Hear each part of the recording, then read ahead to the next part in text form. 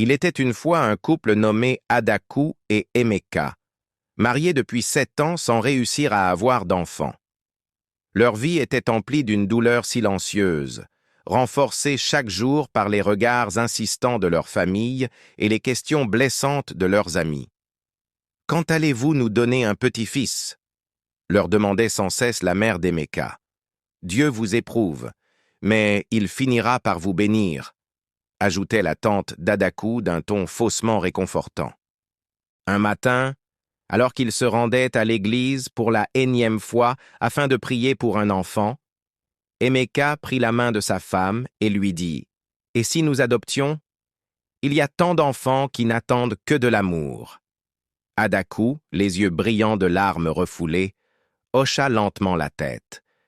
C'est ainsi qu'ils firent la connaissance de Damilola, une petite fille de 6 ans au sourire plus lumineux que le soleil, mais dont les jambes ne pouvaient la porter. Dès le premier regard, ce fut une évidence. Leur cœur s'était reconnu. « Nous serons tes parents maintenant », murmura Adaku en enveloppant Damilola dans ses bras. Emeka, la voix tremblante d'émotion, ajouta « Personne ne te fera plus jamais de mal. » Ils promirent de lui offrir une vie digne, remplie d'amour et de joie.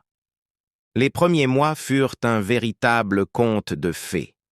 Damilola, qui n'avait jamais connu la chaleur d'une famille, s'épanouissait comme une fleur sous la pluie. Ils l'inscrivirent dans la meilleure école de la ville, engagèrent une aide domestique dévouée pour l'accompagner dans ses déplacements, et chaque soir, Adaku ou Emeka lui lisaient une histoire avant de l'endormir avec des câlins. Les week-ends étaient consacrés à des pique-niques dans le parc, où Damilola, malgré son fauteuil roulant, riait aux éclats en regardant les autres enfants courir. « Je suis la fille la plus heureuse du monde », disait-elle souvent en serrant fort ses parents dans ses petits bras. Mais le destin avait d'autres plans. 1 an après l'adoption, Adaku découvrit qu'elle était enceinte. La nouvelle les remplit d'une joie mêlée d'appréhension. « Enfin !» s'exclama Emeka, les yeux levés au ciel. Adaku, quant à elle, ne put s'empêcher de jeter un regard inquiet vers la chambre de Damilola. « Et elle ?» murmura-t-elle. Emeka la rassura rapidement. « Nous aurons assez d'amour pour les deux. » Pourtant, dès la naissance du bébé, les choses changèrent. Les nuits sans sommeil, les pleurs constants, les visites chez le pédiatre. Adaku et Emeka étaient épuisés, et Damilola passa progressivement au second plan. Les histoires du soir devinrent rares, les sorties au parc une lointaine mémoire. Pire encore, lorsqu'elle tentait de s'approcher du bébé, on la repoussait gentiment mais fermement. « Non, Dami, tu pourrais lui faire mal sans le vouloir », disait Adaku d'une voix lasse. À l'école, les résultats de Damilola commencèrent à chuter. Son institutrice, inquiète, demanda une rencontre avec ses parents. « Elle est distraite, renfermée, comme absente », expliqua-t-elle. Mais Adaku et Emeka haussèrent les épaules. Elle s'habitue, c'est tout. Le jour du premier anniversaire du bébé, Damilola resta assise dans un coin de la maison, regardant les invités chanter et danser autour de sa petite sœur. Personne ne lui adressa la parole. Personne ne remarqua les larmes qui coulaient silencieusement sur ses joues. Ce soir-là, alors que tout le monde dormait, elle se glissa hors de son lit et s'approcha du berceau. Elle contempla longuement le visage paisible de sa petite sœur, puis retourna se coucher, le cœur lourd d'une tristesse qu'elle ne comprenait pas. Quelques jours plus tard, le bébé tomba gravement malade. Malgré tous leurs efforts, Adaku et Emeka ne purent le sauver. La perte les dévasta.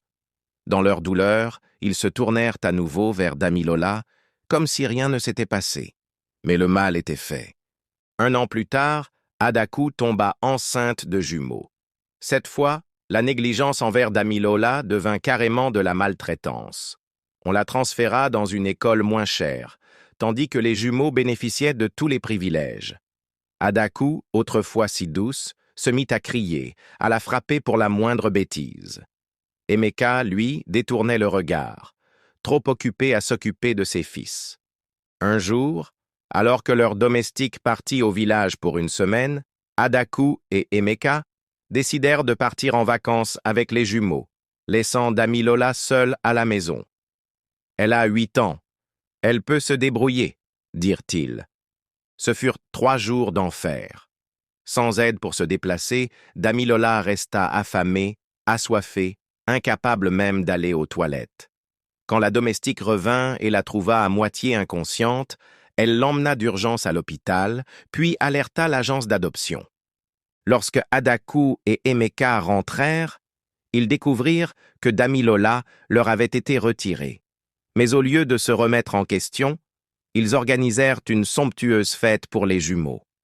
Le lendemain matin, pourtant, un nouveau drame les frappa. Les 2 bébés étaient morts dans leur sommeil. Leur monde s'écroula. Adaku sombra dans la folie, hanté par des visions de ses enfants disparus. Emeka, rongé par la culpabilité, tenta de la soutenir, mais leur mariage n'était plus qu'un champ de ruines. Des années plus tard, ils tentèrent de retrouver Damilola pour s'excuser. Mais quand ils la revirent, elle était devenue une jeune femme épanouie, entourée d'une nouvelle famille qui l'aimait. « Je vous pardonne », dit-elle calmement, « mais je ne vous oublierai jamais. » Cette histoire est un appel à l'action. Combien d'enfants, aujourd'hui, souffrent en silence parce qu'ils ne correspondent pas à l'idée que leurs parents se faisaient de la famille parfaite? Combien sont négligés, maltraités, simplement parce qu'ils ne partagent pas le même sang? Si cette histoire vous a touché, agissez. Soutenez les orphelinats, parrainez un enfant, ou simplement ouvrez votre cœur à ceux qui ont besoin d'amour. Parce qu'aucun enfant ne devrait se sentir indésirable. Partagez cette histoire pour sensibiliser votre entourage. Parfois, il suffit d'une étincelle pour changer une vie. L'amour ne se mesure pas au sang, mais à la manière dont on choisit de le donner.